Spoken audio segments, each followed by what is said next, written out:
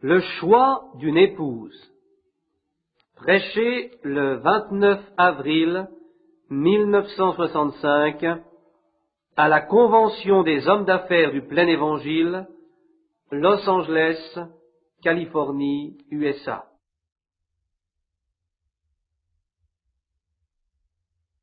Voici beaucoup de personnes malades et je ne peux pas les prendre toutes immédiatement. Je suis très heureux de me trouver de nouveau ce soir dans ce magnifique auditorium et parmi ce merveilleux rassemblement d'amis. Il y a quelques instants, alors que nous pénétrions ici, il y avait beaucoup de personnes dans la rue adjacente qui disaient ne pouvoir y rentrer faute de place. Le sous-sol était également plein.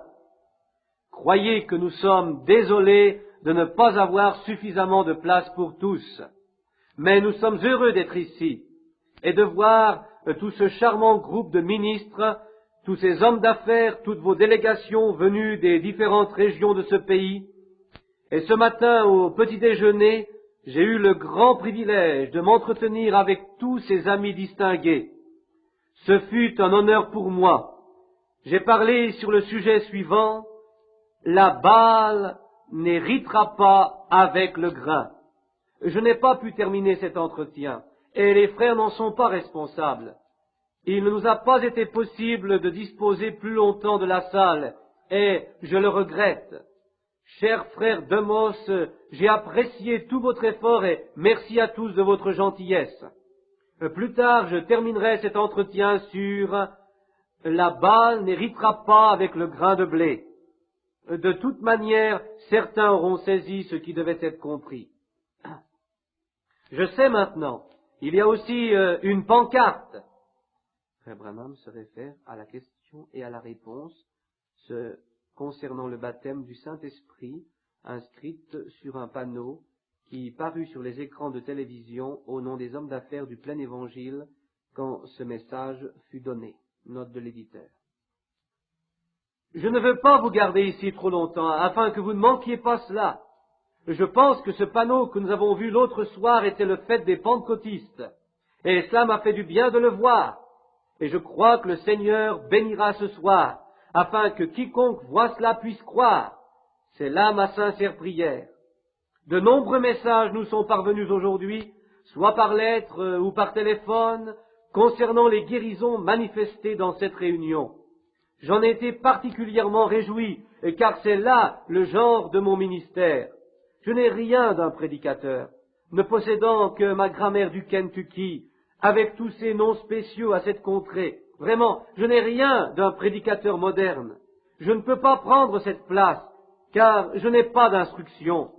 Mais j'aime faire connaître à d'autres ce que je sais dans ces prédications, ce que je ressens à ce sujet, comment je l'ai appris et comment Jésus est à moi. Il est toute ma vie, tout ce que j'avais jamais espéré d'être, et au-delà de ce que jamais j'avais espéré, oh, il est tout cela. Je le loue que de ce qu'actuellement je suis entouré de tant d'amis, alors que dans mon enfance, je n'avais pas un seul ami sur cette terre.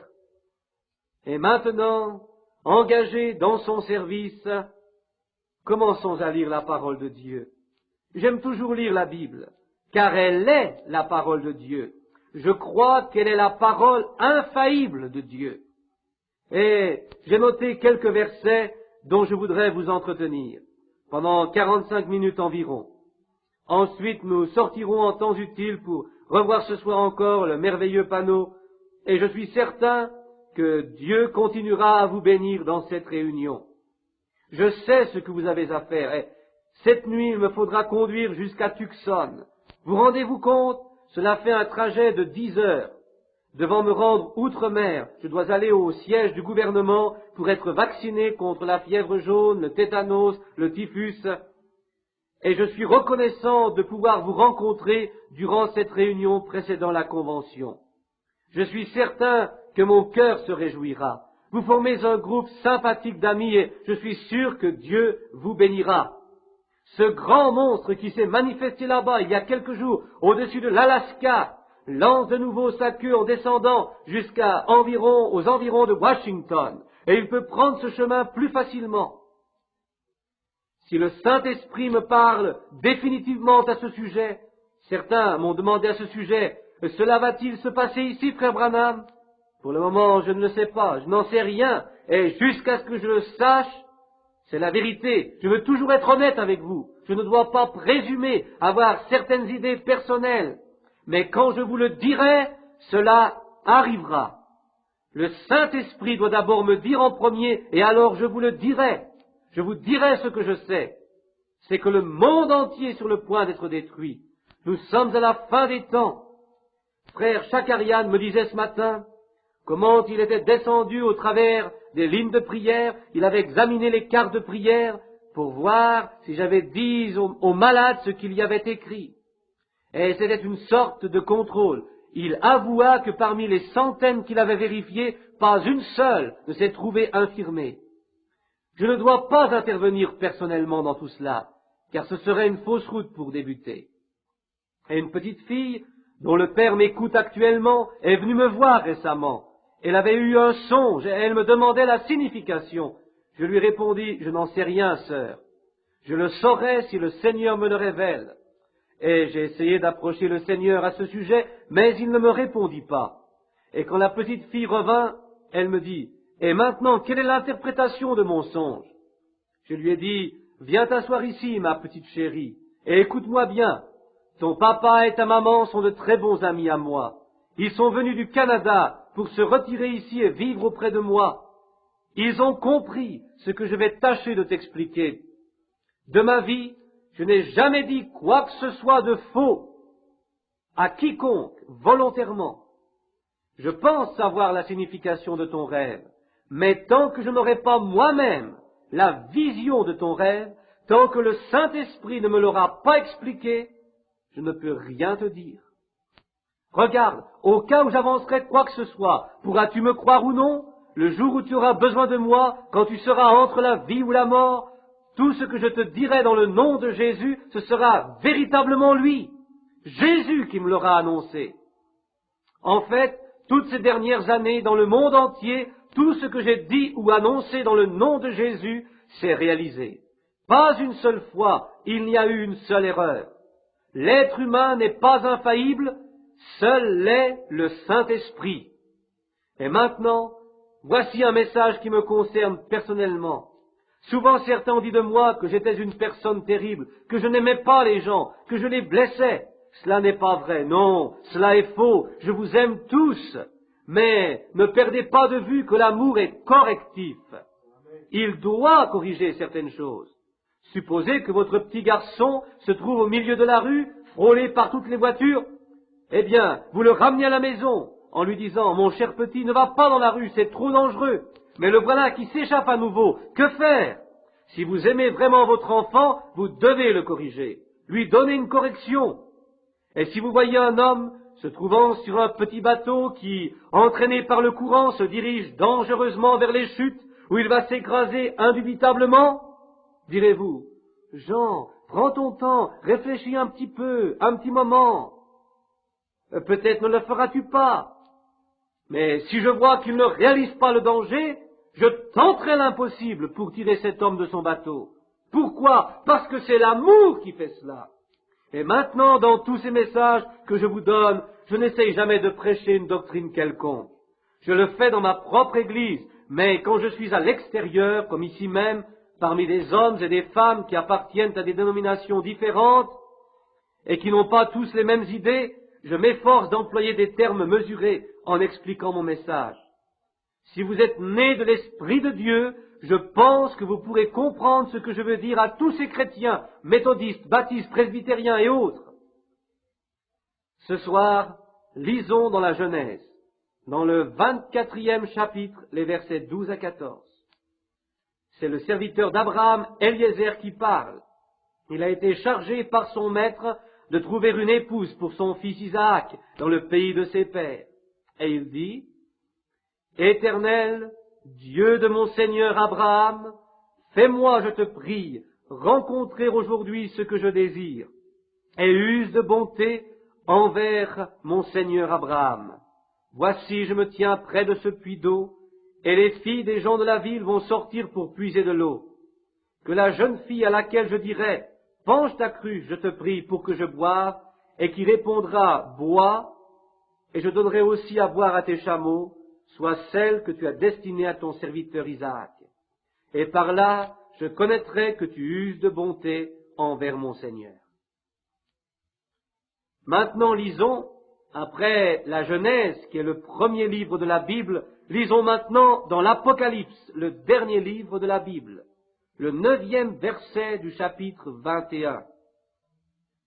Puis un des 7 anges qui tenait les 7 coupes remplies des 7 derniers fléaux vint, et il m'adressa la parole en disant, « Viens, je te montrerai l'épouse, la femme de l'agneau. » Nous avons vu auparavant, dans le 24e chapitre de la Genèse, comment la belle Rebecca se présenta à Eliezer. Elle était la réalisation parfaite de la prière qu'il avait présentée à l'Éternel. Et ce soir, le thème de ma prédication sera le suivant, le choix d'une épouse. Et maintenant, laissez-moi vous préciser que les messages que vous allez entendre ne sont pas seulement destinés aux membres de cette convention des hommes d'affaires du plein évangile réunis dans cette salle, mais à tous ceux qui entendront cette bande dans le monde entier, y compris dans les jungles d'Afrique et les Indes. La bande originale est traduite dans une multitude de langues pour être diffusée tout autour de la terre. Mais revenons maintenant à ce sujet, le choix d'une épouse. Dans beaucoup d'occasions de notre vie, nous devons faire un choix. Le genre de vie que nous menons procède également d'un choix.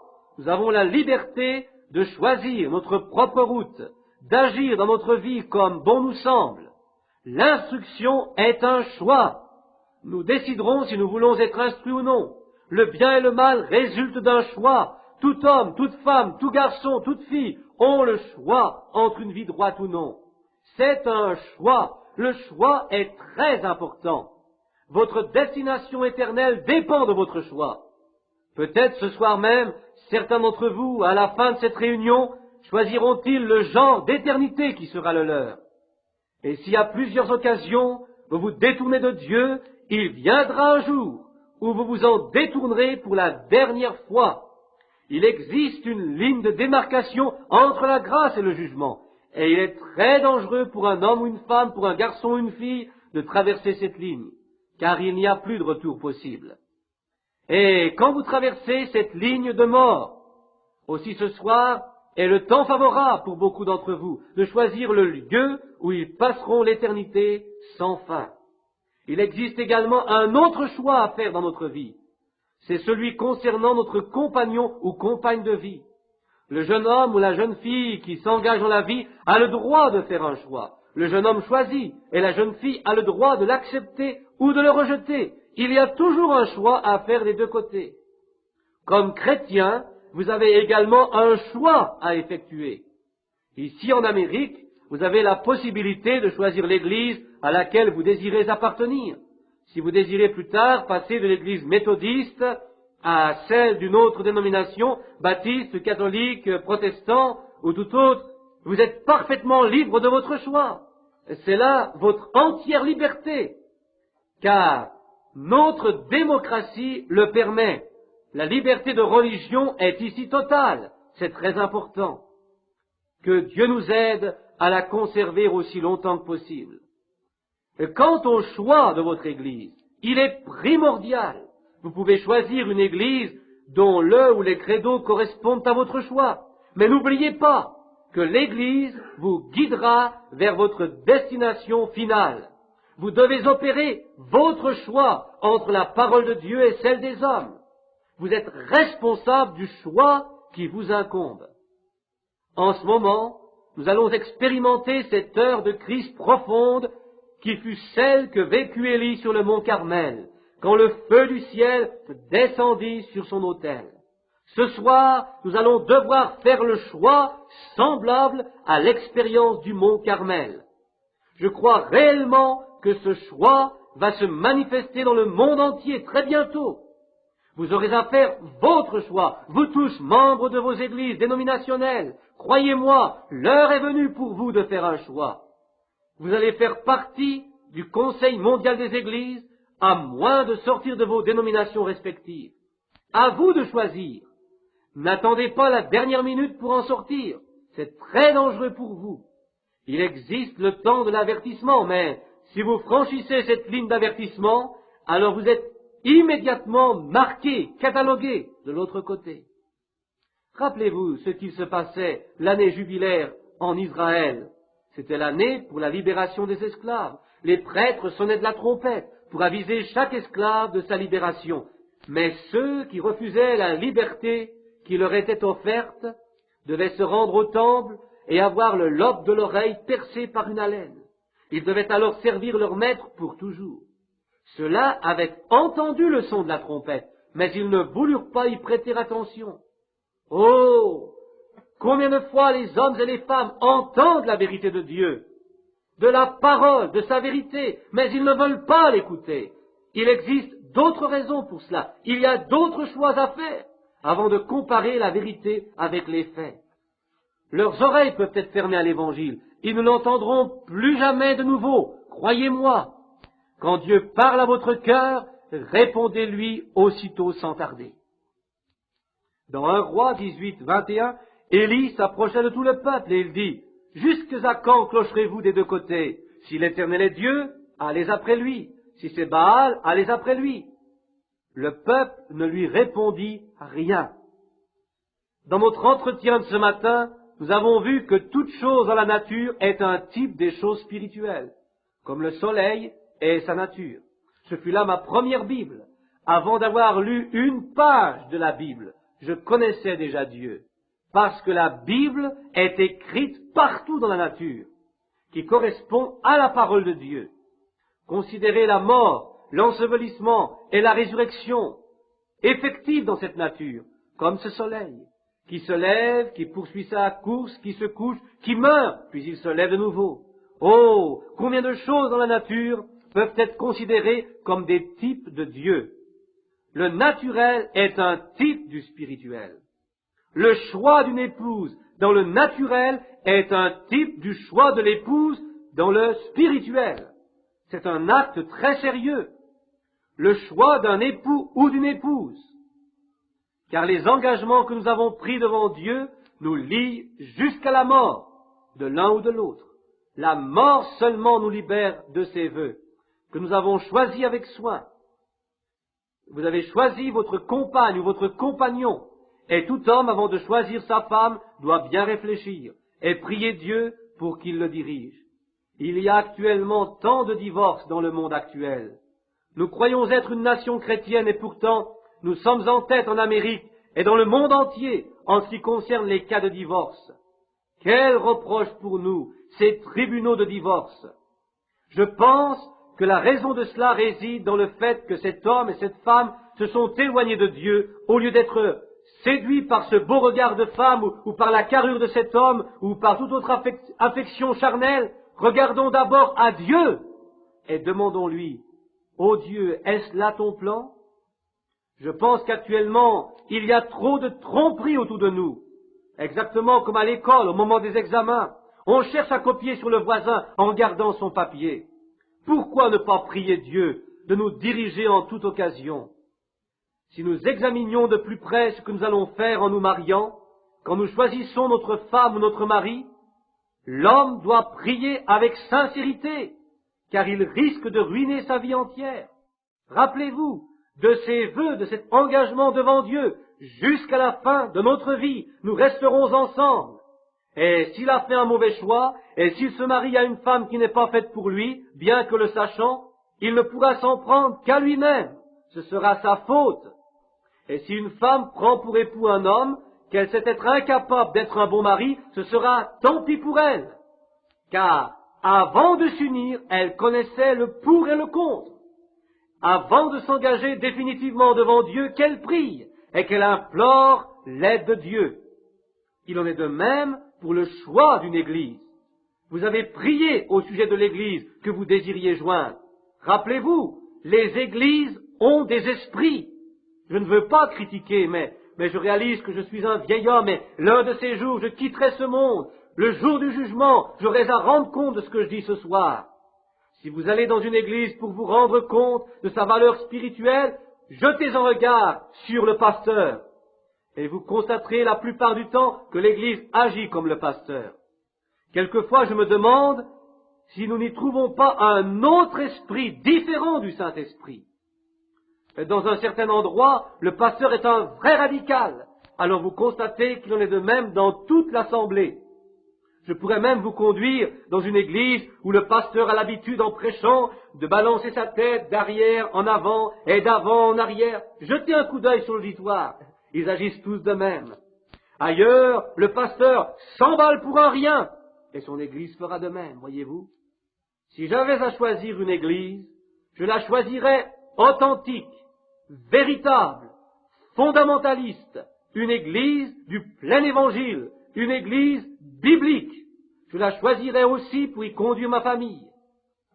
L'autre jour, le fils et le gendre de mon ami, frère Chakarian, me demanda de prier pour Fred Barker, un chanteur et un dandy qui, au retour d'un voyage, devait être terrassé par une hémorragie cérébrale. Ce garçon était paralysé et mourant. On me demandait de le joindre au plus vite.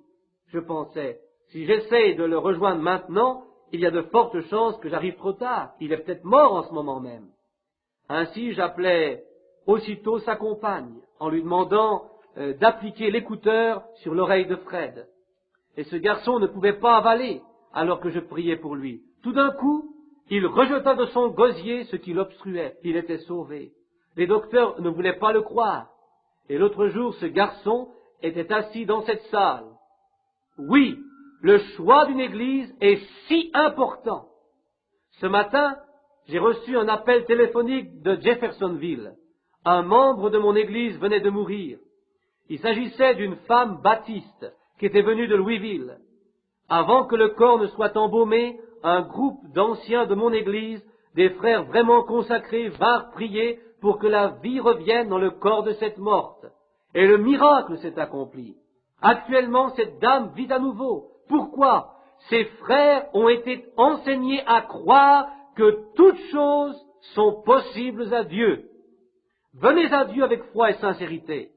Voilà pourquoi votre choix concernant l'Église doit être le bon. Je vous dis de nouveau que le genre de femme qu'un homme veut choisir reflètera l'ambition et le caractère de cet homme. Si quelqu'un choisit une femme qui ne peut lui convenir, il révélera ainsi son propre caractère. La femme qui est choisie par un homme pour devenir son épouse, elle est l'image de la nature de cet homme. Pour connaître vraiment un homme, ne vous fiez pas à ce qu'il peut vous raconter, mais regardez à celle qu'il épouse. Je me rends dans le bureau de cet homme qui se dit chrétien. Les murs sont couverts de photos de stars. La musique de rock'n'roll continue à jouer. Peu importe son témoignage et ce qu'il peut bien me dire, je ne le crois pas, car son esprit est nourri des choses de ce monde. Que dire si un jour il se marie avec une chanteuse de cabaret, une reine du sexe, ou tout simplement une moderne et jolie Riquetta? Il en est le reflet, il dévoile ce qu'il a dans ses pensées. Nous savons à l'avance ce que sera son futur foyer. Voici la femme qui donnera à ses enfants la même détestable éducation qu'elle-même a reçue. Cet homme est démasqué. Celui qui épouse une telle femme montre bien ce qu'il pense du futur. Pouvez-vous imaginer qu'un véritable chrétien puisse agir de la sorte? Non, je ne le pense pas. Un véritable chrétien ne regarde pas à la beauté visible de toutes ces femmes dépravées, mais il regarde au caractère, à la beauté intérieure de la femme croyante. Que celle-ci soit jolie ou non, peu importe, l'essentiel, c'est le caractère, celui du cœur. Et quand un chrétien désire se marier, qu'il choisisse une femme qui soit véritablement née de nouveau, alors elle reflètera son véritable caractère divin. Ce qu'elle pense, comment elle élèvera ses enfants dans un foyer chrétien. Oh, quelle différence entre cette femme-là et celle de mauvaise vie. Personnellement, je suis opposé à l'opinion actuelle moderne, qui consiste à trouver normal le travail de la femme en dehors de son foyer. Quelle disgrâce pour ces villes qui utilisent la police féminine alors qu'il existe encore tant de chômeurs.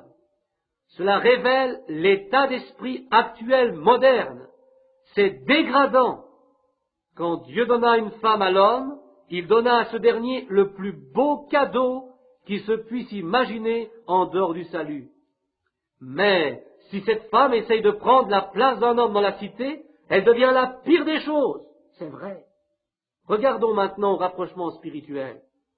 Je sais que c'est mal, vous le savez aussi, mais c'est la vérité. Peu importe l'importance du mal, mais nous avons constaté les faits et les effets du mal. C'est ce que la Bible nous enseigne. Nous voyons là pleinement que le plan spirituel de Dieu, élaboré pour sa future demeure avec sa future épouse, c'est ainsi. Si un homme se marie avec une femme frivole, vous pouvez imaginer ce qu'il arrivera plus tard. S'il se marie avec une femme qui ne désire pas rester à la maison, la suite est prévisible. Un jour, je me suis rendu à un grand marché pour acheter du bétail. J'étais accompagné par un frère qui est propriétaire d'un ranch. Je regardais le manège de ce vieux compagnon. Avant d'engager la conversation pour l'achat d'une génisse, son premier soin était d'examiner la face de la bête.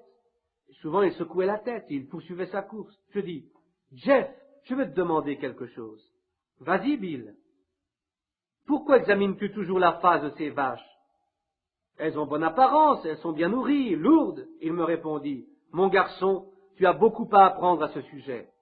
Je ne regarde pas à l'apparence extérieure de la bête. Elle peut être magnifique, pleine de santé et de force, mais si je constate dans son regard une lueur sauvage bien caractéristique, je ne l'achète pas. » Mais pourquoi donc, Jeff? D'abord parce qu'elle ne pourra jamais rester tranquille. Ensuite, elle ne sera jamais une mère pour son petit veau. Et s'ils la mettent en vente, c'est qu'elle est grasse, c'est qu'ils veulent s'en débarrasser. Maintenant, je vous dis, je fais un rapprochement entre cette lueur sauvage dans le regard de cet animal et cet éclat sauvage et inhumain que l'on peut voir dans l'œil de Riquetta dont je vous parlais tout à l'heure. Il vaut mieux pour toi, mon garçon, que tu t'éloignes d'elle. Je me moque de ce que les journaux, la télévision peuvent raconter au sujet de sa beauté. Pour moi, son allure et son regard sont les choses les plus horribles et hideuses que j'ai jamais vues de ma vie. Un jour, dans la cafétéria de Clifftown, j'allais prendre mon breakfast en compagnie de mon frère Argenbright. Celui-ci descendit pendant quelques instants dans le sous-sol. Il y avait là quelques jeunes femmes qui étaient attablées. Et soudain, cette fille, Riquetta, entra dans la salle.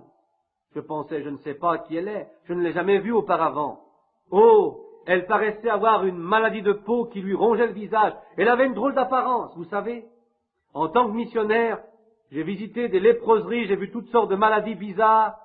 J'allais m'approcher de cette jeune femme et lui dire, « Je suis un serviteur de Dieu et je prie pour les malades. Voulez-vous que je prie pour vous ?» Je n'avais jamais rien vu de plus repoussant que ce visage. 2 ou 3 personnes entrèrent encore, et je me ravisais en attendant le retour du frère Argenbright. Dès qu'il arriva, je lui ai dit, « Qu'est-il arrivé à cette jeune femme ?» Il me répondit, « Oh, c'est de la peinture. » Tant elle était fardée. Oh, dire que je croyais qu'elle sortait de quelque léproserie ou asile pestiféré, où on lui défendait de fréquenter toute autre femme, voyez-vous. Ne choisissez pas à la légère. Examinez et priez. De cet exemple, nous voyons que l'épouse que l'homme va choisir reflètera le caractère de ce dernier. Elle révélera ce qui est en lui. Pouvez-vous imaginer qu'un homme rempli du Saint-Esprit puisse choisir une femme de ce genre pour en faire son épouse? Je ne le crois pas. Peut-être suis-je une vieille baderne, mais voyez-vous, je ne puis pas le comprendre. Tournons-nous maintenant vers le côté spirituel. Quand vous voyez une église qui est du monde, agissant comme le monde agit, dépendant du monde, comptant sur le monde, alors, pouvez-vous vous imaginer que Jésus-Christ va choisir une épouse de ce genre? Pouvez-vous vous imaginer qu'une église mondaine puisse devenir l'épouse de Christ? Non, c'est impossible. Ne perdez pas de vue qu'un homme et sa femme sont un. Vous joindrez-vous à une personne telle que Riquetta? Si vous le faites, vous me décevrez profondément. Et qu'en serait-il de Dieu? S'unirait-il à une dénomination régulièrement prostituée Pensez-vous qu'il le ferait? Il ne le fera jamais.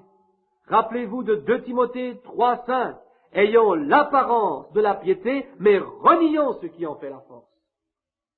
Son épouse doit avoir en elle son caractère à lui. La véritable Église, réellement née de nouveau, doit avoir en elle le caractère qui était en Christ. Car le mari et l'épouse sont un. Si Jésus ne faisait que ce qui plaisait à Dieu, tenir et manifester sa parole, son épouse devra avoir le même genre de caractère. En aucun cas elle ne peut être une dénomination, car peu importe son violent désir de dire non, elle ne pourra pas, étant contrôlée par un bureau directorial et dictatorial qui lui dira ce qu'elle doit faire et ce qu'elle ne doit pas faire. Et bien souvent, ce qui lui sera imposé sera éloigné de millions de miles de la vraie parole de Dieu. Qu'il est triste de constater que nous nous sommes toujours éloignés du véritable conducteur que Dieu nous avait donné pour diriger l'Église. Il n'y a pas pour cela, il n'a jamais envoyé de prêtre d'État, il n'a jamais envoyé un évêque, un cardinal, un prêtre, un pape. Il a envoyé le Saint-Esprit pour l'Église, pour conduire l'Église. Rappelez-vous Jean 16:13. Quand le Consolateur sera venu, l'Esprit de vérité, il vous conduira dans toute la vérité, car il ne parlera pas de lui-même, mais il dira tout ce qu'il aura entendu, et il vous annoncera les choses à venir. Voilà ce que le Saint-Esprit devait faire. Mais, de nos jours, l'Église moderne hait cela. Elle n'aime pas cela. Alors comment peut-elle être l'épouse de Christ? Aujourd'hui, on choisit une dénomination moderne. Que fait-elle? Elle reflète tout simplement la misérable connaissance de la parole que possèdent ceux qui en font partie. En aucune manière je ne désire vous heurter ou vous blesser, mais je désire travailler en profondeur dans vos cœurs, jusqu'à ce que tombe le bandeau qui est sur vos cieux. J'ai marié beaucoup de couples dans ma vie. Chaque fois, cette cérémonie m'a rappelé Christ et son épouse. L'un de ces mariages est resté gravé en moi. J'étais alors un jeune ministre de Dieu, il y a bien longtemps. Mon frère Doc travaillait à la WPA, une entreprise des ponts et chaussées, à environ 30 miles de Jeffersonville. Il avait avec lui un jeune garçon travaillant dans la même entreprise. Il était venu d'Indianapolis, une ville se trouvant à une centaine de milles d'ici. Un jour, il dit à mon frère, « Doc, je veux me marier. J'ai assez d'argent pour avoir ma licence de mariage, mais il ne m'en reste pas assez pour payer le pasteur. » Doc lui dit, « Mon frère Branham est un serviteur de Dieu et il peut vous marier. Il ne demande jamais rien pour cela. Demande-lui s'il veut nous marier. » D'accord. Et ce soir-là, mon frère me demanda si je voulais bien les marier. Alors je lui ai demandé si les deux fiancés n'avaient jamais été mariés auparavant, soit l'un soit l'autre. Cela n'étant pas le cas, mon frère Doc avisa son jeune ami que tout était en règle, que le frère Branham les recevrait, quand il voudrait, pour les interroger d'abord. Et le samedi, le jeune homme descendit me voir, et je suis toujours ému quand je me rappelle ce mariage. C'était durant une après-midi pluvieuse. Soudain, une vieille Chevrolet s'arrêta devant la maison. Les phares étaient rafistolés avec du fil de fer. Et c'était peu de temps après avoir perdu ma première femme, Hope. J'occupais 2 petites pièces, et Doc était avec moi pour assister à l'entretien. Le garçon sauta de la voiture. Il n'avait rien d'un futur marié. Ses chaussures étaient complètement usées. Je pourrais lui en acheter une paire de neuves pour $1,50, et ses pantalons étaient fripés, et sa veste une de ces vieilles vestes en moleskine, comme il en existait ici dans le temps. Elle était trempée. Puis une gentille petite dame sortit de la voiture. Elle avait une jupe écossaise. C'est tout ce qu'elle avait sur elle. Une qualité de tissu appelée Jindiane. Elle portait aux pieds un semblant de chaussure. Elle paraissait très jeune avec ses nattes qui descendaient dans son dos jusqu'à la taille. Je lui demandai, « N'êtes-vous pas trop jeune pour vous marier ?» Elle répondit, « Non, j'ai l'autorisation écrite de mon père et de ma mère. Je dois la présenter à la cour pour obtenir ma licence. » « Très bien, lui répondis-je. Avant de procéder à la cérémonie de mariage, j'aimerais m'entretenir quelques instants avec vous. » Et tout le monde prit place. Et le garçon regardait dans la pièce tout autour de lui. Il avait besoin d'une bonne coupe de cheveux. Il ne portait pas attention à ce que je disais, et il continuait d'examiner ma chambre. Je lui dis alors, « Fils, je veux que tu m'écoutes, que tu écoutes ce que je te dis. »« Oui, monsieur. »« Aimes-tu cette jeune fille ?»« Oh, oui, monsieur, je l'aime. » Et je dis à la fille, « Et toi, l'aimes-tu ?»« Oui, monsieur, je l'aime. » Je leur dis, « Avez-vous un logement ?»« Oui, monsieur. »« Très bien, dis-je. Je vais vous poser une autre question. Tu travailles toujours à la WPA ?»« Oui, je gagne 12 $ par semaine. Penses-tu que tu pourras subvenir aux besoins de ton épouse ?»« Oui, je ferai tout ce qui est possible pour cela. » Et me tournant vers la jeune fiancée, je lui dis, « Et toi, sœur, que feras-tu s'il perd sa place? Retourneras-tu chez papa et maman ?»« Non, monsieur, je resterai avec lui. »« Et si tu as 3 ou 4 enfants, jeune homme, sans travail, que feras-tu? La renverras-tu » Il me répondit, « Non, monsieur, je lutterai jusqu'au bout, nous trouverons une issue. » Je réalisais qu'il l'aimait réellement. Tous deux s'aimaient profondément. Je les mariai donc. Et quelque temps après, je demandai à mon ami Doc, « Où habite-t-il maintenant ?» Il me dit, « Rends-toi à New Albany, une petite ville en dessous de Jeffersonville. » Je connaissais cet endroit le long de l'Ohio. J'y allais tous les jours quand je travaillais à la ligne électrique, avec d'autres camarades de travail. Et il y avait là une réserve de matériel. Pendant que les autres discutaient et plaisantaient, je suis descendu à la rivière pour prier et lire ma Bible dans un hangar, en tôle ondulée, qui dans le temps abritait une forge. Il y avait dans ce local un lot d'énormes caisses vides ayant servi à emballer les carrosseries de voitures. Et mon jeune marié avait scié une porte dans l'une de ces caisses, et cela constituait son premier logement, de briques et de braques. Il l'installa un peu plus loin, en se servant de caisses vides, pour servir de meubles, de tables, et un jour je pensais, je devrais descendre et me rendre compte de leur installation. 6 mois avant de m'y rendre, j'avais marié un couple des plus fortunés. La mariée était la fille de Eveknet, l'un des hommes les plus riches de la région de l'Ohio. Il possédait des usines de maisons préfabriquées. Le marié était le fils du millionnaire Ette Slater, qui possédait d'immenses chantiers de sable et de gravier. Et quand je mariais ces 2 jeunes gens qui nageaient dans l'opulence, j'avais une pensée pour la petite pièce en bois qui abritait mes 2 petits amis, ne possédant qu'une petite couche, un lit de camp pliant. Et pourtant, ces 2 couples si différents, ils avaient été bénis par la même cérémonie. Un jour, je décidai de visiter ce couple fortuné. Ils n'avaient pas à travailler, leurs parents étaient millionnaires, ils leur avaient construit une belle maison, ils possédaient une belle Cadillac, renouvelée chaque année. Le couple avait un seul enfant. Je me rendis donc auprès d'eux dans ma vieille Ford. Je gravissais les escaliers d'entrée, et avant de frapper, je les entendis discuter bruyamment. En réalité, ils se disputaient sérieusement. Ils étaient tous les 2 jaloux l'un de l'autre. Ils revenaient d'un bal. Elle était vraiment jolie, elle était une reine de beauté. Et à ce titre, elle avait remporté de nombreux prix, dont plusieurs voitures. Je les regardais à travers les vitres. L'un était assis dans un coin, l'autre à l'opposé. Ils se disputaient au sujet d'un garçon qui avait trop dansé avec elle. Et quand j'eus frappé à la porte, ils se levèrent d'un bond pour venir à ma rencontre en disant « Hello, frère Branham, comment allez-vous » ? « Très bien, répondis-je. Et vous-même ?»« Oh, dit-il, nous sommes très heureux, n'est-ce pas, chérie ?»« Oh oui, chérie. » Voyez-vous, mes amis, tout ceci, c'est de la dissimulation. Vous ne pouvez pas vous réchauffer devant la peinture d'un feu. Il en est de même de ces églises. Essayant de peindre la Pentecôte d'il y a 2000 ans, vous ne pouvez pas vous réchauffer devant un feu postiche. La Pentecôte est aussi réelle aujourd'hui qu'à cette époque-là. Le feu tombe toujours. Il continue à tomber. Ce n'est pas un feu imaginaire, c'est un feu réel. Vous avez vu le genre de vie que menait ce couple. Je ne voudrais pas vivre ainsi. Maintenant, pensais-je, l'autre couple se trouve au bas de la colline, près de la rivière.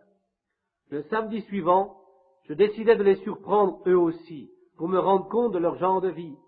J'ai pris mes outils de travail, je revêtis ma salopette, je me dirigeais vers leur maison, comme si j'avais à détecter les isolateurs de la ligne téléphonique qui auraient pu être endommagés par la foudre. Je la suivais donc, Et je suivais donc la route bordée par la ligne électrique qui suivait le long de l'Ohio. Et je pus ainsi me glisser tout près de la maison.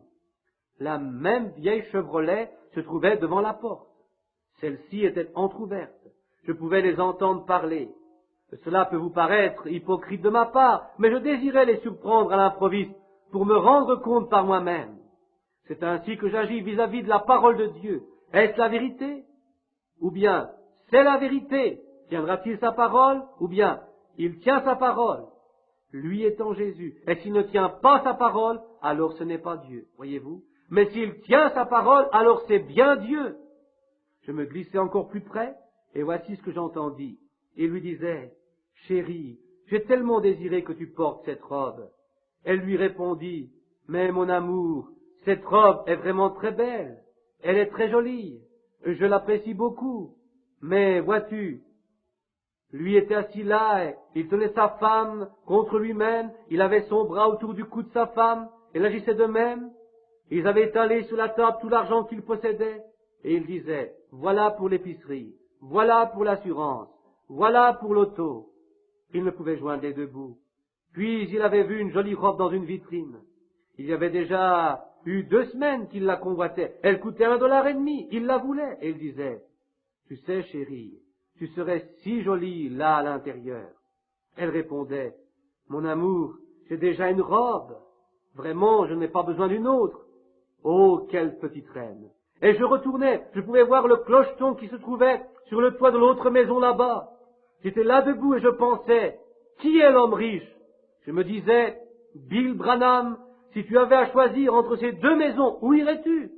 Pour moi, ce ne serait pas cette belle villa au sommet de la colline, mais je prendrais ce caractère ici, qui est un véritable maître de maison, quelqu'un qui m'aime, qui demeure avec moi, qui cherche à bâtir son foyer, sans être harcelé par une femme réclamant de nouveaux atours, quelqu'un qui fasse partie de vous-même.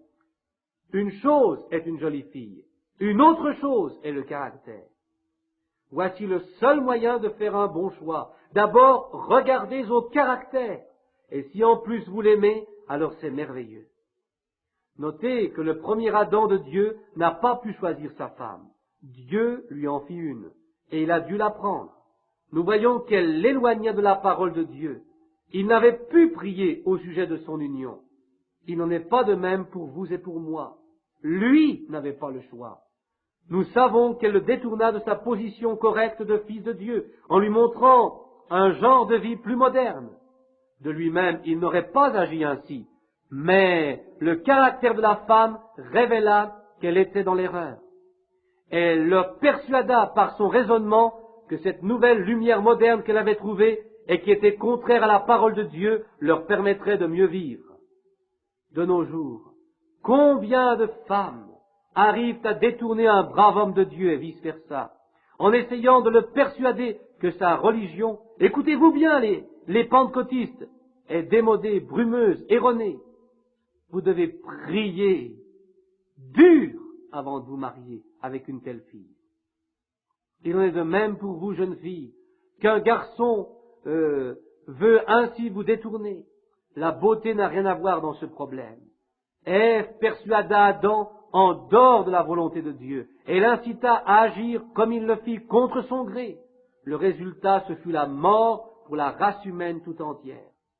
Voilà pourquoi la Bible interdit à la femme d'enseigner, de prêcher la parole de Dieu, ou de faire quoi que ce soit. Je le sais, ma sœur, que beaucoup d'entre vous diront, le Seigneur m'a appelé pour prêcher.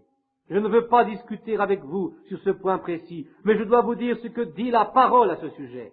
1 Timothée 2,12, je ne permets pas à la femme d'enseigner ni de prendre de l'autorité sur l'homme, mais elle doit demeurer dans le silence. Mais me direz-vous, le Seigneur m'a dit d'agir ainsi. Je n'en doute pas un seul instant. Avez-vous entendu mon message l'autre soir au sujet de Balaam? Il avait reçu de Dieu l'ordre impératif, ne le fais pas. Mais Balaam revint à la charge, et Dieu finit par lui dire, Nombre 22:20, va avec eux, et tu feras ce que je te dirai. Dieu peut vous permettre de prêcher. Je ne dis pas qu'il ne peut le faire, mais cela n'est pas conforme à son plan et à sa parole originelle. car elle doit être soumise, comme le dit aussi la loi. C'est pourquoi elle n'est pas autorisée à agir ainsi. Notez une fois de plus comment l'épouse terrestre est un type de l'épouse spirituelle. La parole dit qu'elle a été créée pour l'homme et non pas l'homme pour la femme. Dans quelques instants, je vous parlerai de l'épouse de Christ. Mais je veux essayer de vous montrer l'arrière-plan de la chose. La femme était faite pour l'homme et non l'homme pour la femme. Voilà pourquoi toutes les anciennes lois, la polygamie pour les hommes, c'était quelque chose de légal. Regardez à David avec ses 500 femmes. Pourtant la Bible dit qu'il était un homme d'après le propre cœur de Dieu. Salomon en avait 1 millier, mais aucune de toutes ces femmes ne pouvait avoir d'autre mari que le leur. Vous avez entendu ma bande sur le mariage et le divorce. Il n'y a pas si longtemps, je me trouvais à Tucson, sur la montagne, où je priais Dieu à ce sujet. L'école avait été libérée pour permettre à chacun de constater le phénomène. La colonne de feu tournoyait sur la montagne, se déplaçant d'avant en arrière, de haut en bas, et tous les gens de la ville l'ont vu. C'est à ce moment-là que Dieu me révéla la vérité sur ce problème concernant le mariage et le divorce. Si l'un va de ce côté, l'autre d'un autre côté, il doit y avoir la vérité quelque part. Et après cela, ce fut la révélation des 7 sceaux. La vérité dévoilée. La femme ne peut posséder qu'un seul mari, car la femme est faite pour l'homme et non l'homme pour la femme. Les 500 femmes de David constituaient son épouse. C'était un type de l'épouse de Christ. Dans le millénium, quand Christ sera assis sur son trône, son épouse ne consistera pas en une seule personne, mais en des dizaines de milliers, toutes en une. Voilà l'épouse de Christ. David avait de nombreuses femmes, à titre individuel, mais l'ensemble de ces femmes constituait son épouse. Ainsi, le corps entier des véritables croyants est l'épouse de Christ. Lui est l'homme, l'époux. Nous aussi, nous avons été créés pour Christ. Christ n'a pas été fait pour nous, pour ce que nous essayons de faire aujourd'hui, mais c'est de faire nous-mêmes la parole d'après nos livres. Or, la parole, c'est Christ. Alors que nous devrions essayer de nous rendre capables de suivre la parole qui est Christ. Voilà la différence. Quand un homme choisit une jeune fille, il ne doit pas se baser sur sa beauté. Oh, j'entends quelqu'un qui dit là-bas, ici soyez prudents, prédicateurs. Je vous le répète, que tous ces artifices que l'on appelle beauté sur cette terre viennent absolument du diable. Et je vais vous le prouver dans la lumière de cette remarque. Tâchez de rechercher la sainte parole de Dieu pour voir si cela est droit ou non. Et si quelques-unes d'entre vous, mes sœurs, cherchez à être aussi jolies, voyez d'où cela vient. Au commencement, nous voyons que Lucifer était si bon, jusqu'au moment où il séduisit les anges. Il était le plus beau de tous. Paradis vient du démon. Salomon a dit, la grâce est trompeuse et la beauté est vaine. Proverbe 31:30. Le péché est beau, certainement il l'est, il attire. Écoutez bien ceci, nous voyons dans la nature créée par Dieu, à l'exception de l'homme, que dans les différentes espèces des animaux, c'est le mâle qui est le plus beau, et non la femelle. Pourquoi cela? Regardez le cerf, ce grandin avec ses merveilleuses cornes. Dans la basse-cour, comparez le plumage multicolore du coq, son allure majestueuse au milieu de toutes ces poules anonymes. Aucune femelle parmi les animaux n'est immorale. Seule la femme peut être immorale. Elle seule sait se transformer pour créer la perversion, n'est-ce pas vrai? Voyez ce que la bonté fait d'elle. Voilà pourquoi nous constatons de nos jours, elle cherche à devenir de plus en plus belle et attirante.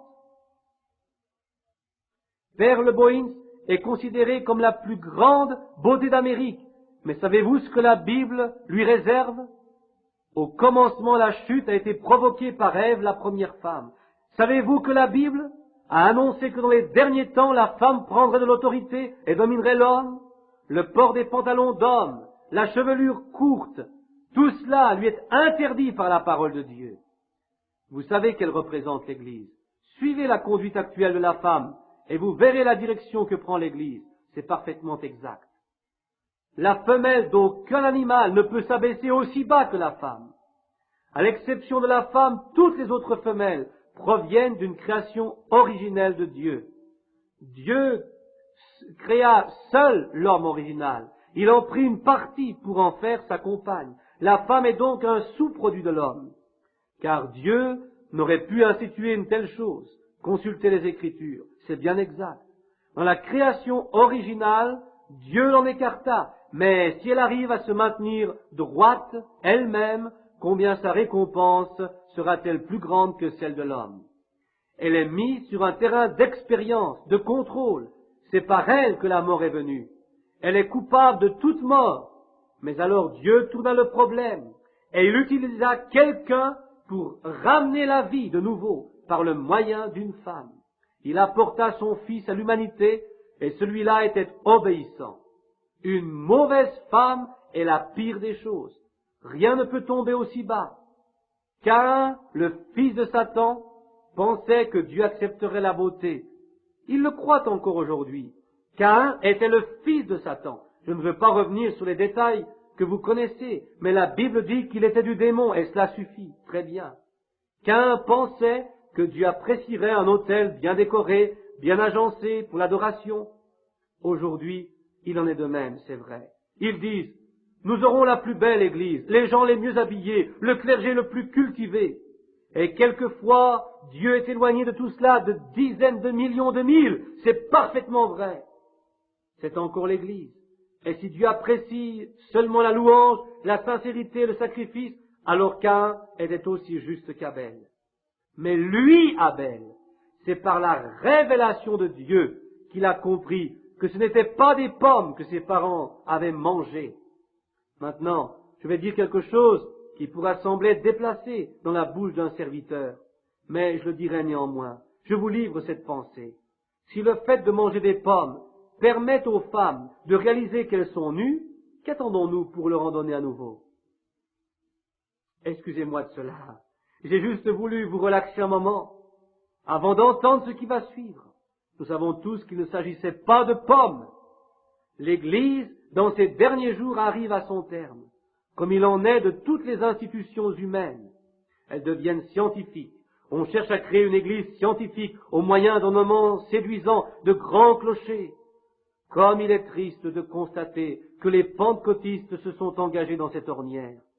Comme il serait préférable de vous tenir là-bas au coin de la rue avec un seul tambourin, mais entouré de l'Esprit de Dieu. Vous essayez de vous comparer à tous les autres, parce que vous êtes une dénomination. Les églises tendent à devenir scientifiques. Rappelez-vous que plus l'homme avance par la science dans le progrès, plus il se tue lui-même un peu plus chaque jour. Quand l'homme a inventé la poudre, se doutait-il de toutes les conséquences? Depuis qu'il a inventé l'automobile, cet engin tue actuellement plus de monde que la poudre le fait. Aujourd'hui, il a créé sa bombe à hydrogène. Je me demande ce qu'il va en faire, n'est-ce pas vrai? Il en est de même de l'Église. Comme l'homme s'enfonce de plus en plus dans le domaine de la science, dans la réalisation de ses grands projets, il s'éloigne de plus en plus de Dieu et il s'enfonce de plus en plus dans la mort. Ne choisissez pas votre Église comme vous le faites de votre épouse. La science a permis à la femme d'utiliser tous les produits de beauté qu'elle a mis à sa disposition pour augmenter auprès des hommes son pouvoir de séduction. Vous choisissez le caractère de Dieu dans l'Église que vous cherchez. Comparons maintenant l'épouse naturelle de ce jour avec la soi-disant Église. Épouse aujourd'hui. La mariée de nos jours se présente avec des cheveux coupés pour être à la mode de Jacqueline Kennedy. Savez-vous ce que la Bible dit à ce sujet? Elle donne à l'homme le droit de la répudier s'il le désire. Du fait de mes nombreuses prédications en Californie, je sais que vous le savez tous, et toutes, et malgré cela rien ne change. Il est vrai que l'on ne peut pas transformer un porc en un agneau. Vous allez me détester pour toutes ces paroles, mais il faut que vous sachiez la vérité. Voici venir cette jeune mariée moderne. Elle est outrageusement fardée. Peut-être que si vous laviez son visage, vous reculeriez d'horreur devant son vrai visage. Ainsi est l'Église masquée sous la théologie de Max Factor. Toutes deux ont un beau visage factice, C'est une beauté venant de l'homme, non pas une beauté venant de Dieu. Il n'y a pas beaucoup de caractère ni chez l'une ni chez l'autre. Voyez comme Satan est trompeur. L'épouse moderne porte des shorts, elle a les cheveux coupés, elle est vêtue de costumes masculins. Mais tout cela n'empêche pas son pasteur de lui dire qu'elle est en règle. Tout est parfait ainsi. C'est le chemin pris par l'Église.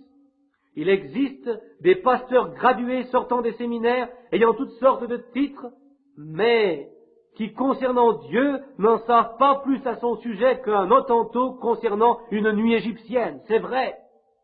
Certains séminaires de théologie ne connaissent à peu près rien au sujet de Dieu. L'Église moderne, camouflée derrière sa théologie, est loin de posséder ce caractère spirituel que Jésus-Christ recherche. Son caractère spirituel disparaît sous la beauté des dénominations et dans les convoitises des choses du monde. Cette Église est vendue à Satan. Le caractère qu'elle avait reçu de la parole de Dieu, cela, elle l'a perdu, elle l'a remplacé par une religion scientifique humaine. La véritable Église de Dieu doit s'en tenir uniquement à la parole de Dieu. Alors le Saint-Esprit sera à l'œuvre, soudant littéralement le corps à la parole et à l'amour de Dieu. Au lieu de cela, l'Église elle-même a vendu à Satan son droit d'aînesse, comme le fit Ésaü. Elle veut être une dénomination qui lui permette ainsi d'agir comme elle le veut. Elle veut être populaire, comme le fut son aïeul au Conseil de Nicée en 325. Quelle tristesse de voir les pentecôtistes suivre le même chemin. C'est terrible, mais c'est la vérité. Prenons l'exemple d'une religieuse dans l'Église catholique. Cette femme, pour devenir nonne et prendre l'ultime voile, doit se rendre totalement à cette Église. Son âme, son corps, son esprit deviennent la propriété personnelle de cette Église. Elle ne s'appartient plus. Pour revêtir ce dernier voile, elle doit faire abandon de sa pensée, de sa propre volonté. Elle épouse la véritable Église de Christ, est aussi vendue à Christ et à la parole de sa promesse, jusqu'à ce que l'Esprit même qui est en Christ habite en vous. Vous voyez la différence? Nous constatons aujourd'hui que l'Église moderne, l'Église du monde moderne et l'Église spirituelle de Christ vont chacune d'elles enfanter des fils. L'un d'eux, de naissance dénominationnelle, 20. Et l'un de ces jours, il y aura la naissance qui sera donnée à l'Antichrist, à travers une dénomination, à travers le Conseil mondial des Églises, c'est exact. Et il se peut que je ne le vois pas de mon vivant, mais vous tous, jeunes membres de l'Église, vous vous rappellerez que c'est un serviteur de Dieu qui vous a annoncé qu'à ce moment-là, ce sera la marque de la bête, et tout sera liquidé. Quand le Conseil mondial des Églises sera constitué, il donnera naissance à son fils, l'Antichrist. Et l'autre Église, celle qui est imprégnée de la parole de Dieu, apportera le corps complété de Jésus-Christ, qui est l'épouse. Le corps de Christ n'est pas actuellement complètement terminé. Combien parmi vous savent-ils cela, que l'homme et la femme sont un? Christ est un corps, la parole. L'époux doit être le reste de ce corps. Et les deux réunis constitueront de nouveau un seul corps, comme ce fut le cas pour Adam au commencement. Un homme et sa femme sont un. Maintenant, elle, l'épouse véritable, s'est donnée à lui, Jésus, en abandonnant sa propre pensée. Et sa pensée à lui, c'est sa volonté. Et sa volonté, c'est sa parole. Regardons maintenant à la soi-disant épouse choisie par l'homme. Et comparons l'épouse spirituelle à l'épouse naturelle d'aujourd'hui. Une moderne Jézabel ensorcelée par son Akab. Les beautés et les artifices de Max Factor. Quant à l'Église moderne, elle agit pareillement, prostituant la parole du Dieu vivant avec ses grandes dénominations, ses grands bâtiments, ses réserves monétaires, ses hauts salaires. Tout est à vendre. L'homme qui est dans la chair, prenant tout ce qui est juste et bien, et ne le mettant pas en pratique lui-même. Séduction, tromperie, c'est tout. C'est véritablement l'âge de l'Église aveugle de Laodicée. Exactement comme elle est définie dans la Bible. Elle dit, je suis riche, je trône comme une reine, je n'ai besoin de rien. Ne sais-tu pas que tu es pauvre, misérable, aveugle, pitoyable et nu? Et tu ne le sais pas, ainsi dit le Seigneur. Apocalypse 3. Alors je ne l'ai jamais lu si ce n'est pas ainsi. Voilà ce que l'est. Elle l'ignore. Pensez à cela. Dans la rue, dites à un homme ou à une femme qu'il ou qu'elle est complètement nu. Ils vous répondront, occupez-vous de vos propres affaires. Voyez-vous? Il y a une déficience mentale quelque part. Il y a quelque chose qui ne tourne pas rond dans leurs esprits. Lisez à ces gens la parole de Dieu et vous verrez leur comportement. Parlez-leur du baptême du Saint-Esprit que nous expérimentons de nos jours. Ils vous regarderont comme si vous étiez des détraqués. Si vous leur dites qu'ils doivent naître de nouveau, qu'ils doivent croire en la Bible, ils vous répondront, c'était là une fable juive pour les temps anciens. Notre Église aujourd'hui est dans le vent. Ils sont pitoyables, misérables, aveugles et nus, et ils ne le savent même pas. La Bible a dit que ce serait là la condition des églises au dernier âge. Comment un véritable prophète peut-il manquer un tel spectacle? Je l'ignore. Pénétrez dans toutes nos églises actuellement, constatez-le vous-même. Elles sont toutes les mêmes, des églises dites modernes. La vieille courtisane était fille d'Apocalypse 17. Elle donne à ces pauvres gens, pauvres, misérables, aveugles et nus, leur doctrine théologique qui est contraire à la parole de Dieu. Et elle se trouve en elle tous ces esclaves de partout, hommes et femmes. Christ, lui, confirme sa parole, qui attire les vrais croyants. Il n'attire pas les membres de ces églises, qui sont attirés par les grandes dénominations, les grandes œuvres, les grands projets, les fantaisies diverses. Mais la parole de Dieu attire l'épouse de Christ. Il est intéressant de noter comment ces églises mondaines attirent l'attention de tous ces gens par de belles robes, des hôtels bien décorés, par des femmes aux cheveux coupés, des visages fardés, et dire qu'ils s'imaginent pouvoir chanter comme des anges. Ils mentent comme des démons. Ils s'amusent follement toute la nuit, courant de ci, de là, participant à des bals, etc. Cela n'est pas conforme à la parole de Dieu. Mais la véritable épouse attire l'attention de Dieu en gardant et en suivant sa parole. Venons-en à l'apparence de Christ. Vous dites, un petit moment, mais qu'en est-il de sa beauté dont vous nous parlez? La Bible dit dans Ésaïe 53, verset 2, que lorsque Jésus vint, il n'y avait en lui aucune beauté qui puisse nous attirer. N'est-ce pas correct? Vous parlez de la beauté moderne, celle du monde, mais la beauté de Christ résidait dans son caractère. Si Christ était venu dans ce monde avec cette beauté mondaine qui vient de Satan, tout le monde l'aurait reçu à bras ouverts. On l'aurait cru, on l'aurait accepté, comme on le fait actuellement de Satan. Mais Jésus avait la beauté divine, celle du caractère. Il n'était pas un bel homme, grand, vigoureux, élancé. Dieu ne choisit pas ce genre de beauté. Un jour, un prophète chercha parmi les fils de Jessé celui qui serait roi pour remplacer Saül. Et le père lui présenta un bel homme, grand, charmant, et dit, « La couronne ira très bien sur sa tête. » Le prophète allait loindre d'huile, mais il s'arrêta, disant, « Dieu l'a refusé. » Tous les autres fils furent également refusés, sauf le dernier, le plus humble, le plus insignifiant, que Dieu choisit. Nous choisissons par la vue, mais Dieu, lui, il choisit par le caractère. Il n'a jamais existé un caractère semblable à celui de Jésus-Christ. Ce caractère vit en lui et le manifeste. Nous voyons que c'est vrai. Ce n'est pas sa beauté naturelle qui attire l'épouse, mais son caractère. Le caractère de l'Église que Jésus recherche, non pas de grands bâtiments, ni de grandes dénominations, ni des membres éminents. Jésus a promis d'être présent là où 2 ou 3 sont rassemblés en son nom. Le vrai croyant met son espoir dans la parole de Dieu, toujours confirmée et dans la vérité. Jésus n'aime pas les groupes mondains, attachés aux choses du monde. Pas étonnant qu'ils soient divorcés de lui, car ils ont manqué sa révélation et ils ne la possèdent pas. Jésus ne regardait pas à leurs richesses, à leurs actes, il regarde au caractère. Il aime celui qui a son caractère. Il choisit une épouse qui puisse refléter son propre caractère.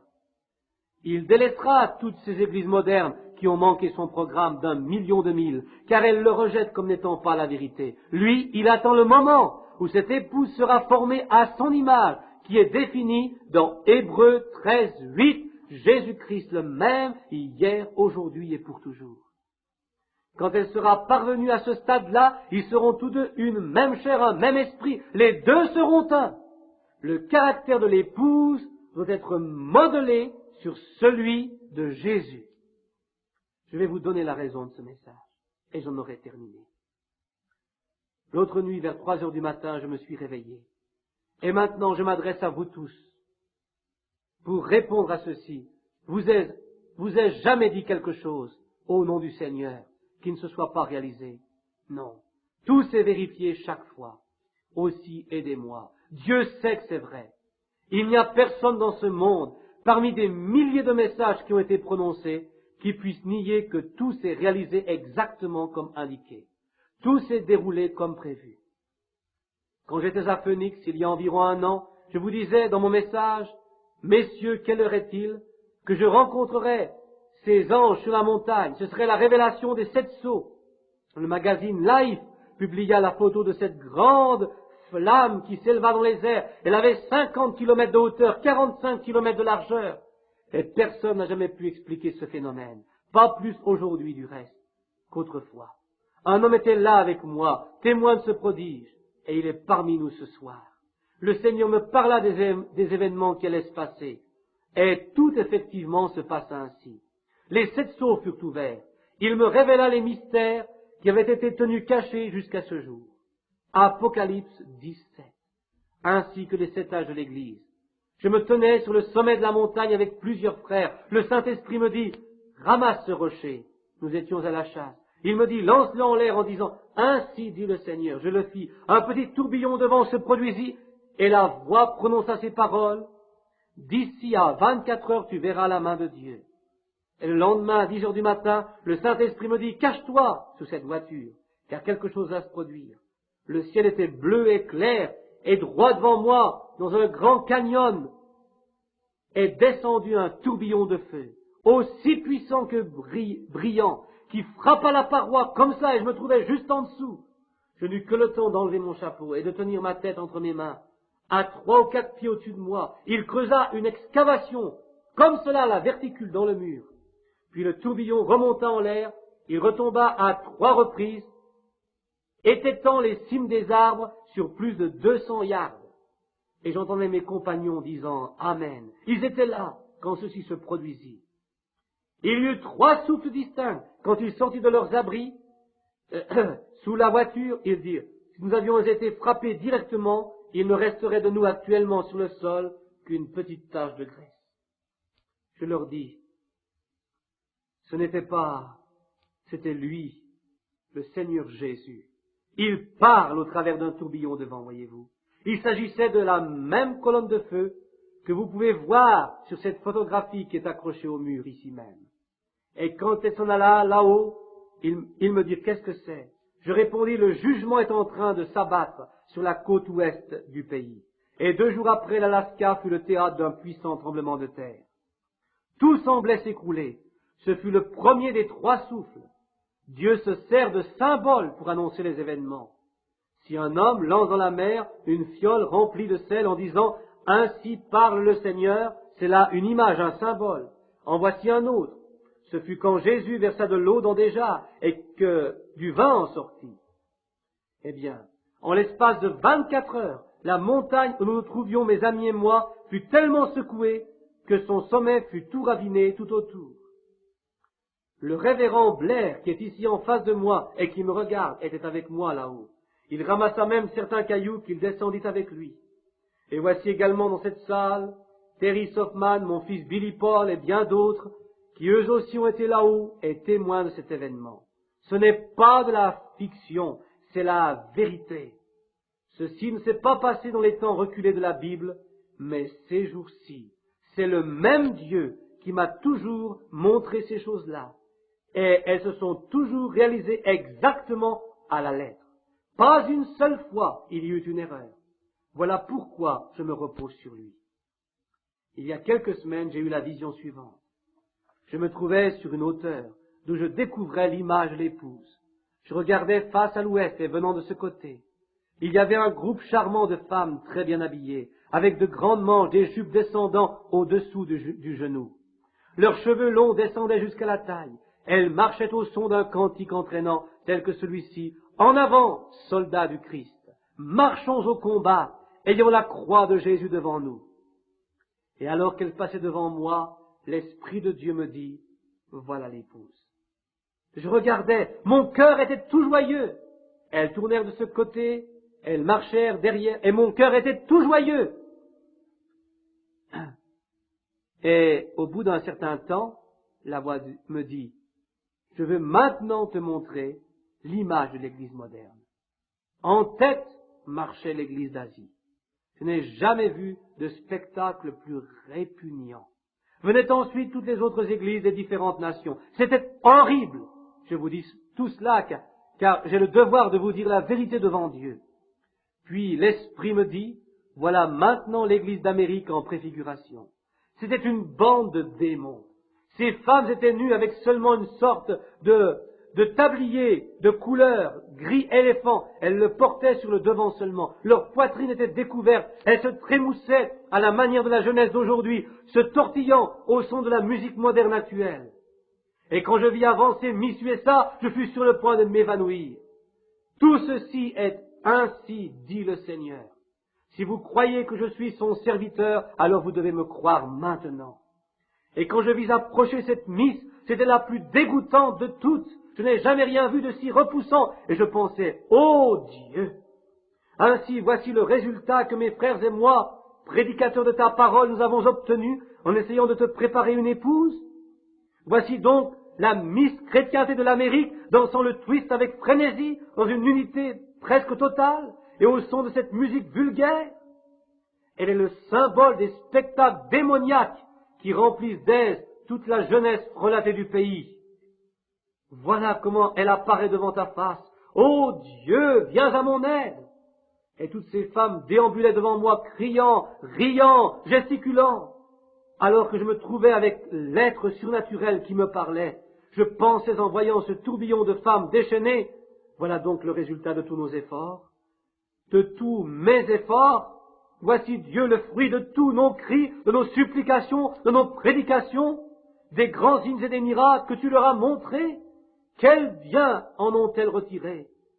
Voilà ce que j'ai à te présenter pour épouse. Elles défilaient devant moi. Imaginez le spectacle quand elles me tournaient le dos. Elles étaient complètement nues, lançant leurs jambes de tous côtés, se tortillant, dansant le chini, le twist. Oh, quel spectacle vulgaire! Vous me direz alors, qu'est-ce que cela signifie-t-il, frère Branham? Je n'en sais rien. Je vous dis tout simplement ce que j'ai vu en voyant. Oh, je pensais au Dieu, alors je suis condamné. Inutile pour moi d'essayer plus longtemps. Il vaut mieux que j'abandonne. Sir Carl Williams, si vous êtes parmi nous, n'est-ce pas là la confirmation de ce rêve qui vous a tant bouleversé il y a quelque temps?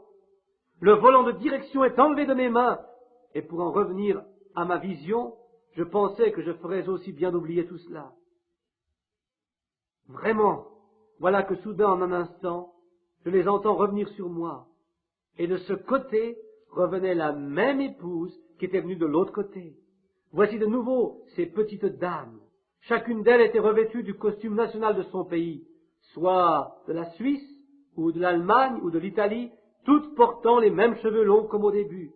Elles marchaient toujours au son du cantique, « En avant, soldats du Christ, marchons au combat !» Et quand elles eurent repassé devant moi, au même endroit où je me trouvais, lors de leur arrivée, elles commencèrent à repartir dans les cieux. Je remarquais en qu'eux un groupe de petites filles. Elles devaient être des Suédoises ou des Suissesses. Elles regardaient à droite et à gauche. Elles s'élancèrent dans les airs. Je leur criais, ne faites pas cela! Ne quittez pas la ligne! Alors que je leur criais de la sorte, je me vis moi-même dans la vision près d'elles. Élevant la main comme cela, je pensais aussitôt, c'est très bien ainsi. Voilà pourquoi je vous ai dit tout cela ce soir. 8 mois plus tard, notre frère Branham fut rappelé à Dieu, notre éditeur. Je vais vous poser une question. N'est-il pas plus tard que nous ne le pensons? L'épouse n'est-elle pas déjà prête à être enlevée après avoir été choisie et scellée? Il n'y en aura qu'une, savez-vous? Il n'y en aura pas une autre extra. Est-ce possible? Eh oui, eh oui. Rappelez-vous ce que je vous disais l'autre jour au breakfast. Dans le pollen générateur de l'homme, de la femme, il y a chez l'un 1 million de germes, et chez l'autre 1 million d'œufs. Mais il y aura seulement un de chaque qui va vivre. Tous les autres vont mourir. Un seul œuf et un seul germe de la même nature. Personne ne peut dire quel est le bon. C'est Dieu seul qui le décide. Sera-ce un garçon, une fille, une brune, une blonde? C'est Dieu qui le décide. Les avez-vous examinés au microscope dans un tube d'essai? Comment un seul germe parmi 1 million s'attache à un seul œuf parmi 1 million? J'ai assisté à cette expérience. Ils sont tous les mêmes, mais c'est Dieu qui opère par élection. La naissance naturelle se fait par élection. Dieu en choisit un sur 1 million. Et quand le peuple d'Israël quitta l'Égypte pour rejoindre la terre promise, il comptait environ 2 millions de personnes. Chacune d'elles était sous le sang du même agneau immolé, sinon elle n'aurait pas pu vivre. Chacune d'elles écouta Moïse, le prophète de Dieu. Chacune d'elles fut baptisée dans la mer Rouge. Chacune d'elles dansa de l'autre côté de la mer quand Dieu détruisit l'ennemi. Chacune d'elles se tint avec Moïse, entendit chanter dans l'esprit. Ils mangèrent tous la manne dans le désert, qui tombait du ciel chaque nuit. Cette manne est un type du message. Mais sur 2 millions, combien parvinrent-ils au but final? 2 seulement, 1 pour 1 million. Il existe aujourd'hui dans ce monde environ 500 millions de chrétiens, y compris les catholiques. 500 millions de soi-disant chrétiens dans le monde. Si l'enlèvement se produisait ce soir, cela signifierait, s'il y avait un élu pour 1 million, je le précise bien, je n'ai pas dit il y a, mais s'il y avait, que demain il y aurait 500 personnes qui auraient disparu. Personne n'en saurait rien. Chaque jour, plusieurs milliers de personnes disparaissent sans que l'on puisse les retrouver. Il pourrait bien nous arriver ce qui survint quand Jean-Baptiste se manifesta. Les disciples, suivant Matthieu 17, 10-12, posèrent cette question à Jésus. Pourquoi donc les scribes disent-ils qu'Élie doit venir premièrement? Il répondit, il est vrai qu'Élie doit venir et rétablir toutes choses. Mais je vous dis qu'Élie est déjà venu et qu'ils ne l'ont pas reconnu. Un de ces jours, nous pouvons nous trouver assis ici et dire, qu'en est-il de l'enlèvement? Avant que la tribulation ne vienne, il a déjà eu lieu et vous ne l'avez pas su. Le corps de l'épouse est déjà scellé, elle se tient prête au départ. Je ne vous dis pas que cela se passera comme je l'ai dit, mais j'espère qu'il n'en sera pas ainsi, mes amis. Mais si ce soir, nous sentons dans notre cœur que nous devons redresser notre vie et réparer ce que nous avons tordu, laissez-moi vous donner un avertissement solennel en tant que serviteur de Dieu. Voici ce que je vais vous dire pour la première fois du haut de cette chair ce soir. Je me suis étendu plus profondément que précédemment en public sur cette question, car j'ai une grande liberté d'expression dans ces réunions. Si vous croyez que je suis un prophète de Dieu, vous devez prêter attention à tout ce que je vous ai dit. Ce jour, si votre cœur ce soir est alerté, n'hésitez pas. Allez à Dieu directement, à l'instant même. Faites-le, amis. Arrêtons-nous une petite minute maintenant. Regardez vos credos que vous suivez. Regardez dans vos propres églises. Tout cela est-il conforme à la parole de Dieu? Êtes-vous en règle? Vous-même, personnellement? Vous me dites, mais je suis un brave homme. Nicodème l'était aussi. Tous les autres, ils étaient si gentils. Mais voyez-vous, cela n'a rien à voir avec la question. Et vous, femmes, je veux que vous vous regardiez dans le miroir, ce que Dieu exige de vous. Il ne s'agit pas du miroir de votre Église, mais du miroir de Dieu. Et voyez si vous reflétez dans votre propre vie l'épouse spirituelle de Jésus-Christ. Vous, ministres et pasteurs, pensez de même. Arrondissez-vous les angles ici pour sauver les sentiments de quelqu'un tout là-bas. Le feriez-vous si pour cela on vous mettrait hors de l'Église? Oh, si vous avez ce sentiment, mon cher frère, laissez-moi vous mettre en garde dans le nom de Jésus-Christ. Fuyez de là, tout de suite. Et vous, madame, si vous ne pouvez vous élever au niveau d'une vraie chrétienne, non pas d'une chrétienne de nom, il faut que dans votre cœur, dans votre vie, vous vous conformiez exactement à ce qui est indiqué sur le certificat de mariage de Dieu. Conformez-vous-y, et vous, membres d'Église, si votre Église ne se conforme pas entièrement à la parole de Dieu, sortez d'elle et allez en Christ. Voilà. Un avertissement solennel. Nous ne savons pas à quelle heure il est. Vous ne savez pas non plus à quel moment. Cette ville de Los Angeles sera engloutie un jour au fond de l'océan. Jésus a dit dans ce verset, « Et toi, Capernaum, Tu t'es élevé jusqu'au ciel, eh bien tu seras baissé jusqu'au séjour des morts. Car si les miracles qui ont été faits au milieu de toi avaient été faits dans Sodome, elles subsisteraient encore aujourd'hui. Sodome et Gomorrhe gisent au fond de la mer morte, et Capernaum est au fond de la mer de Galilée. Ô toi, Los Angeles, qui proclamais la cité des anges, qui t'es vanté, qui t'es exalté jusqu'aux cieux, et qui manifeste toutes tes actions répugnantes, au point que les villes de l'étranger viennent chercher ici nos modes, nos coutumes avilissantes pour les répandre dans le monde. Toi qui possèdes les plus belles églises, les plus beaux clochers, rappelle-toi qu'un jour tu seras englouti au fond de cet océan. Tu vas être criblé, la colère de Dieu va te vomir maintenant même.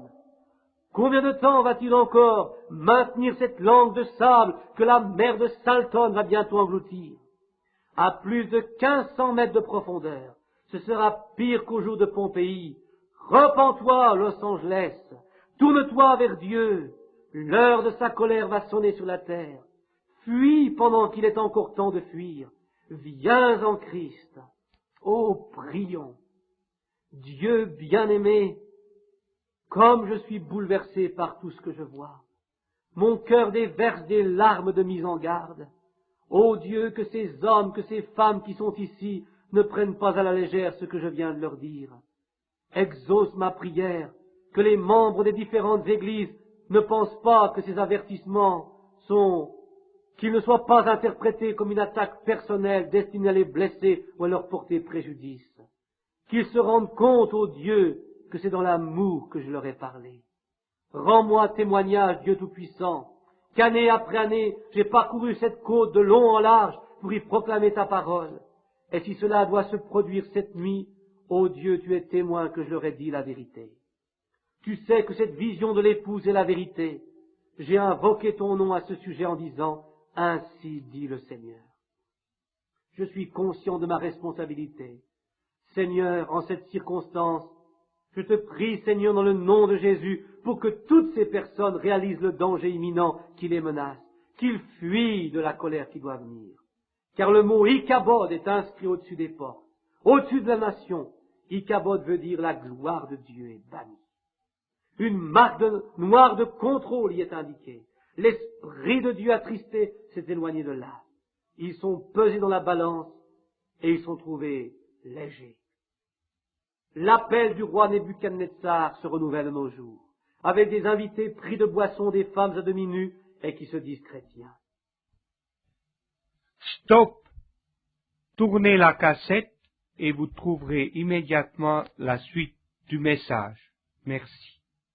Ô Dieu du ciel, aie pitié de ce monde pécheur et de ce peuple pécheur. Seigneur, comme nous le sommes ce soir. Ô Dieu, j'essaie de me tenir sur la brèche pour supplier que dans ta grâce divine, tu parles ce soir à toute cette foule et pour que ton épouse ne perde pas de vue qu'elle doit marcher non pas conformément à un credo quelconque, mais suivant ta parole, l'évangile du Seigneur Jésus-Christ.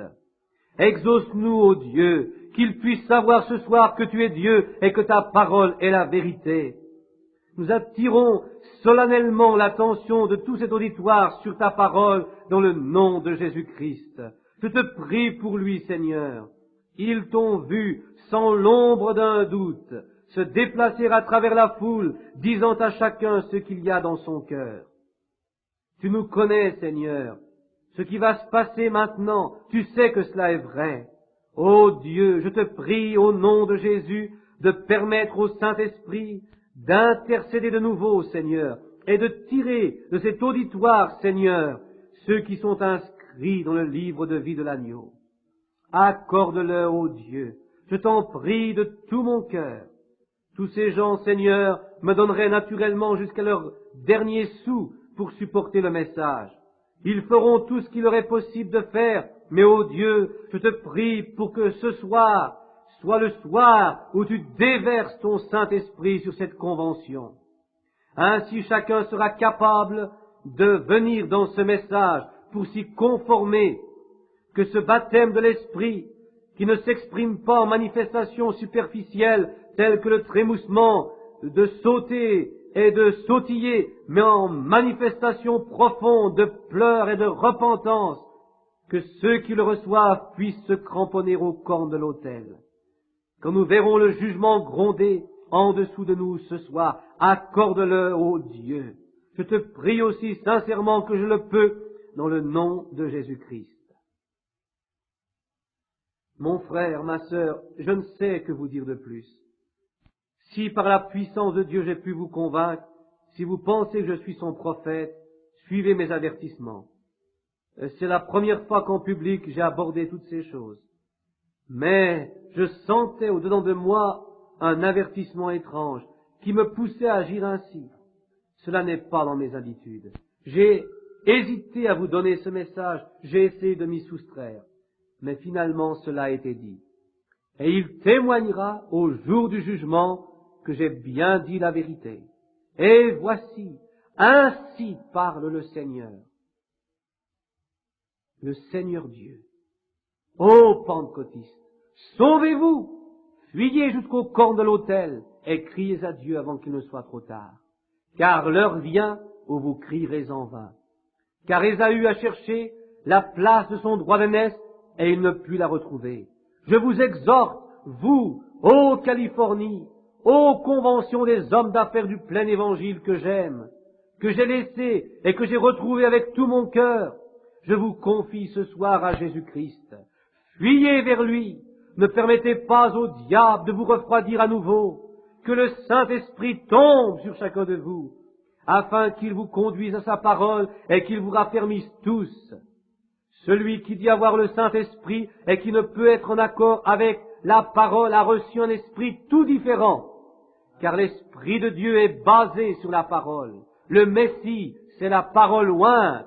L'épouse, une participante de cette parole, de ce Messie, la parole ointe. Levons-nous dans le nom du Seigneur Jésus-Christ. Il se peut que vous n'entendiez plus jamais ma voix. Dieu voulant, je vais m'embarquer pour l'Afrique dans quelques heures. Peut-être ne reviendrai-je pas, je ne le sais, mais je vous l'ai dit franchement de tout mon cœur. Tout ce que vous venez d'entendre ce soir est l'exacte vérité. Je n'ai pas hésité à vous déclarer toutes choses que Dieu m'a ordonné de dire, et je l'ai fait dans le nom du Seigneur. Ce moment est solennel. Je ne sais comment l'exprimer. Ce soir, à 3 ou 4 reprises, j'ai essayé de quitter cette estrade, mais je n'ai pas pu le faire. C'est une heure solennelle, ne l'oubliez jamais. C'est peut-être aujourd'hui le dernier appel de Dieu. Ou il fera entendre son dernier appel un de ces jours. Quand, je n'en sais rien. Mais je vous répète que suivant ma vision, l'épouse est prête pour l'enlèvement. Voyez la hâte des églises de nom pour recevoir le Saint-Esprit. Quand les vierges folles cherchèrent de l'huile pour leurs lampes, elles n'eurent pas le temps d'en trouver. L'épouse alors s'avança et l'enlèvement eut lieu, car l'épouse survint à ce moment même. Êtes-vous endormis? Réveillez-vous rapidement, reprenez vos esprits, et que tous nous nous mettions à prier ensemble, comme si nous allions mourir à cette minute même. Prions dans le nom du Seigneur, que chacun prie comme il en a l'habitude. Ô Dieu Tout-Puissant, aie pitié de nous. Seigneur, aie pitié de moi, aie pitié de nous tous.